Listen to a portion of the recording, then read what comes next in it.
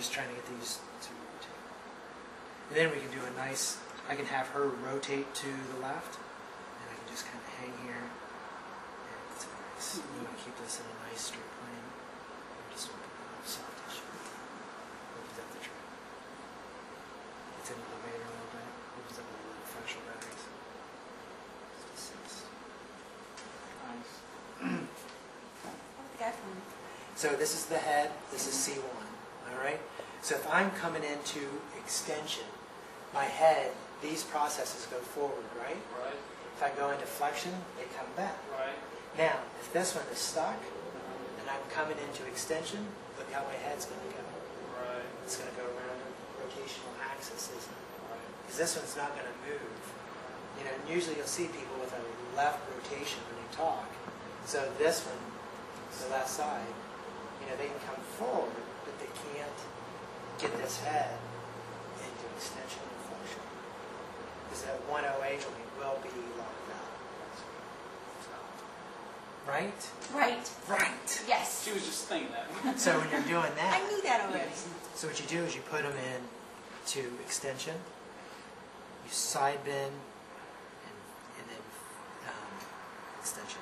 You go into flexion. All right? So you're testing the right, we're checking the right for the right OA joint play. So she should actually come down a little bit further. So we come in here, side bend, and then go into flexion. Her OA joints aren't the best. So here again, this is just pure OA flexion. Extension, flexion. So I have the right side, left side. There's Left your- side's tight, huh? left Wow. side's tight. So And there's what you'll see when people will be talking. This is kind of how they're going to be. They're being in this side bend rotation. So what we do is we have her look up, and then we go back down, and then we try to get that. Philip Greenman will actually come underneath. He'll do a chin adjustment. You know, he'll pop them. So. that's out of the scope of our That's out of practice. our scope. So I like to do a nice little distraction. Look up. Keep your eyes open. And go down.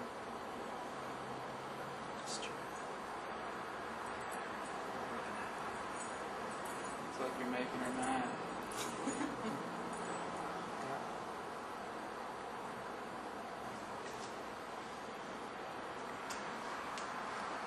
So how many times would it take to kind of, I mean, Right in here. I'm just like that. Hold okay, on. okay. Okay. Gotcha. And then what I'm doing is I'm just trying to say, oops, sorry. Trying to hold this, and then I'm just going to try to slide. So I'm locking down. Are you going C7? I'm all the way down to C7. Just come over and come try to do these. And if you see how these are, these can go side to side. When you're doing side bending, these ones you can't do that with the thoracics. Yeah. But these, they work better actually. When you're side bending them, they don't close as much. But when you're doing translation, they're more like this. So I haven't heard that term closing the... Closing the facets. The facet will slide open. So like say you got, when you go into flexion, they will go into an anterior superior rotation. Okay. Okay? So if these capsules, these are all capsulated, and if those ligaments are stretched, or if you got stuff, calcium deposits or whatever, will build in there, it'll open on one side and close on the other. Then you get a rotation. There two can close. And you'll get a counter, then you get like a type 1 groove curve. So now you got this rotated, what else is going to have to compensate for that curve? So instead of side bending and working on this tissue, if this is also going to send all mechanoreceptors out, proprioceptive nervous systems out, it's all about the receptors. So if this joint isn't closing or opening, you're not going to get your free range of motion. You got the 45 off of C1, so you got 90 degrees off of C1, C2. And then the rest of it's down here on C7 through 3. Okay? So in these, people, they talk about that anterior rotation, or this OA joint problems, or not the AA adjustments. And if you look at that, there's not a whole lot they can slide on. Because the adentoid process, put it on the spinous, lateral side of the spinous process. When you're in class, please turn your phone off.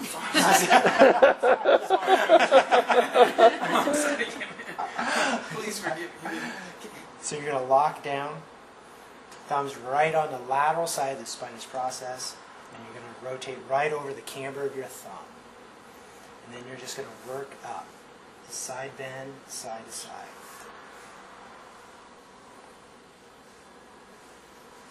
And then work all the way back down. Use your body.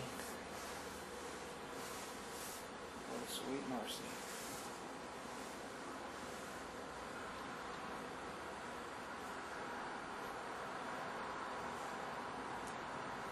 If you find a nice little tender spot, if they're stuck, you just kind of set in here and try to get that to close. This feels a little better than it did before. All right? Mm-hmm. You're like, no, it doesn't. It doesn't hurt as much. And then when we're doing translation, we want the head to stay in the same plane. All right? We want this head to stay in the same plane, but now we want to lock down the vertebra. We want to lock down the one above and the one below. What we're going to do is we're going to take and we're going to hold on both sides of the spinous processes, and as we translate from side to side.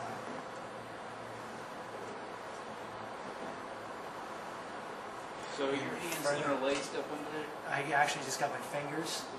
My fingers are like this. My fingers are back here, and I lock down on the side of the spinous process.